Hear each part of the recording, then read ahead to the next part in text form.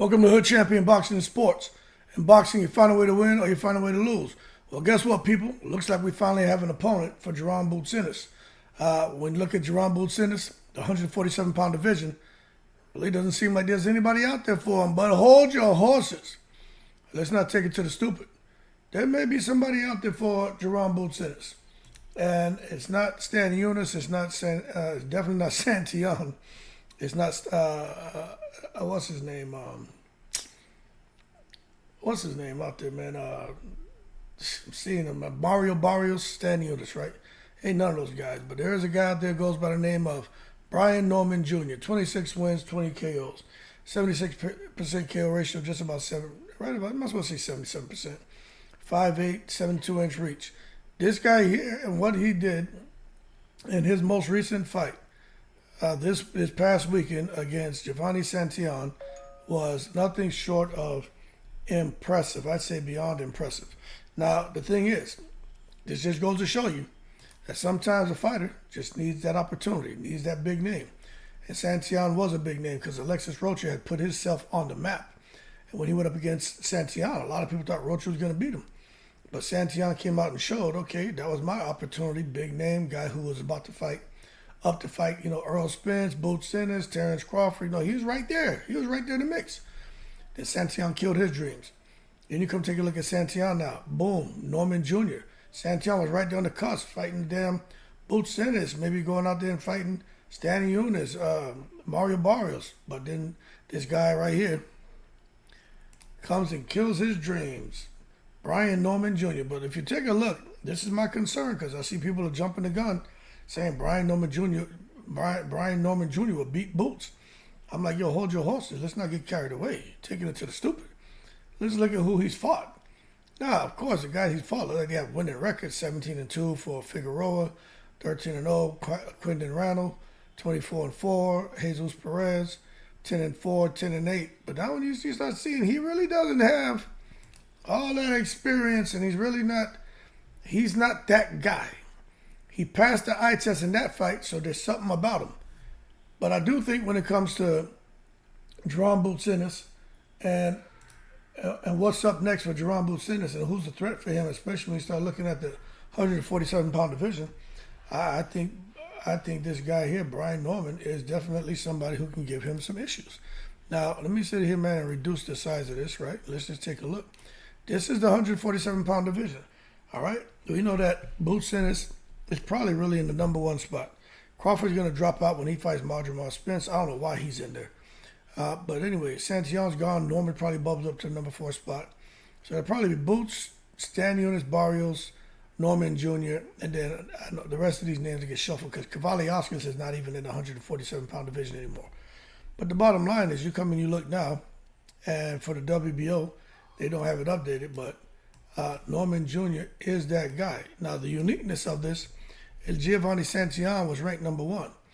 If you look down here, Brian Norman Jr. is ranked number 10. So they picked the lowest of the low out of fighting a top 10 opponent, thinking that they would have it easy, and Brian Norman Jr. upset the apple cart. So now he's a WBO interim. But I do want to say, when it comes to Brian Norman Jr., Boots Ennis, I just don't see how people are getting carried away about this 22-year-old and talking about he's one of the champions at 147 and he may be the guy to beat Boots. How? I would say Boots, although Boots hasn't fought elite opposition, he fought bigger and better names. Brian Norman Jr. is just cutting his teeth on the division for the most part. So let's see what comes up next because I definitely think his next fight, matter of fact, let's go back and take a look at this, right? When you really take a look at what could be next for him, right? Boom, here we go. So he's the interim champion, right? When Terrence Crawford has his fight with Marjormar, he drops off, Norman's elevated. So now you got to look at Earl Spence Jr. I doubt he's fighting at 147, so let's get rid of him. You got Giyasal Sasaki, then you got Chuck Hodgson in the mix. I'm telling you right now, I mean, just stylistically, those guys' styles could present some issues for Norman. But what I will tell you is Norman fights with his eyes, and there's another fighter who fights with his eyes. He goes by the name of Terrence Crawford. He sees what you're throwing, and as you're throwing, he's slipping most of them, and then he's making you pay.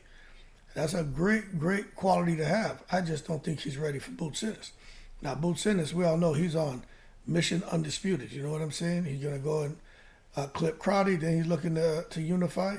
And fortunately now, Norman Jr., what I would like to see is Norman Jr. fight either Barrios or Stanley Boots fight the other guy, and then Boots and Norman, if they both can win their bouts, they come together and fight for undisputed. Now, how about that? You can see Norman Jr. just come out of nowhere, end up in a bout for undisputed, if he can do the business against the Barrios or Stanley. I think Brian Norman Jr. could. Stanley, I still think he's knocking off ring rush. He didn't look that great in his last fight.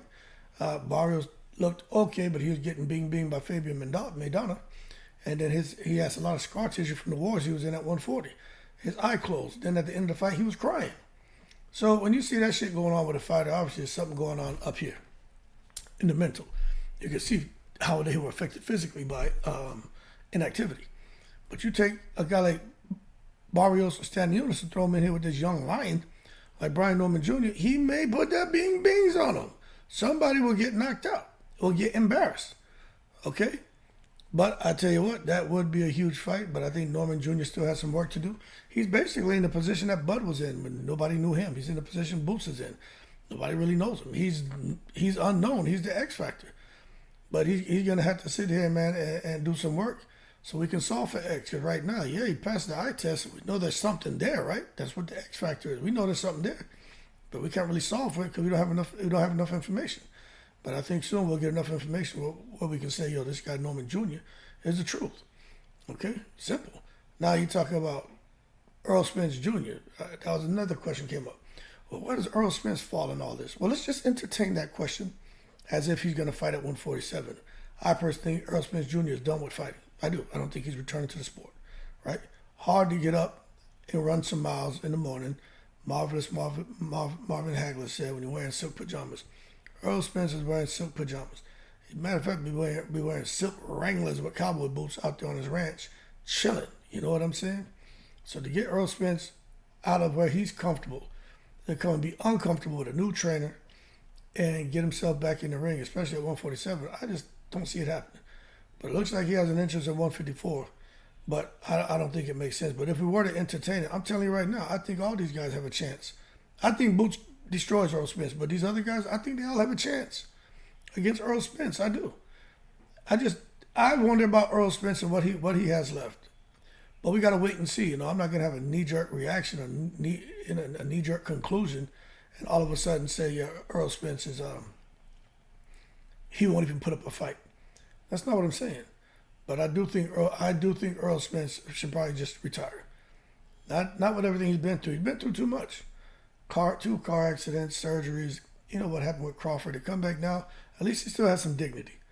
You know what I mean? He's still somebody to the boxing community. If he comes out here and he lets somebody like a Stanley Ennis put the bing on him, or Mario Barrios put the bing on him, or somebody like an Alexis Rocha, or Blair Cobb, or Ryan Garcia.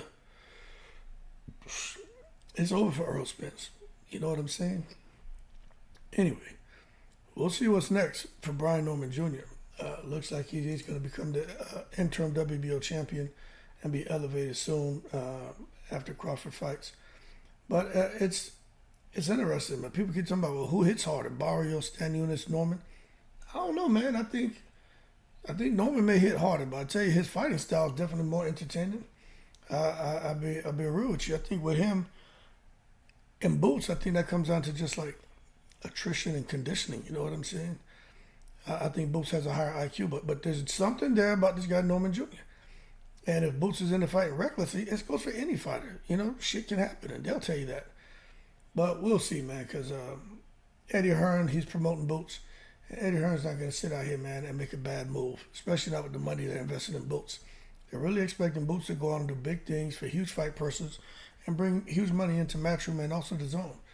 But we'll see. We'll see, because both of those guys like to come forward, so it won't be hard to find Norman Jr. or Boots Ennis. So it's not nothing when you got two guys pressing. There's going to be some fireworks, a mash-up, crash-up, and somebody's going to get the bing put on them. Simple, man. But anyway, let's see what happens with them. Very good fight, very entertaining fight.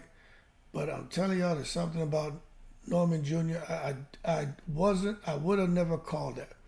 I would have never, ever called that. I would have never thought that that's where the fight would have gone. But that guy Norman deserves some respect, man. You know, that's like the things I'm talking about. You know, when they're going back and forth, taking solid hits, giving solid hits, no cheating, no foul play, nothing dirty. You know, a lot of guys can learn from him. Because when you have a guy like that, I just think they have a bright future ahead of him. And I personally would like to see more of him. I just don't think they should throw him in there with boots yet. Like, not yet.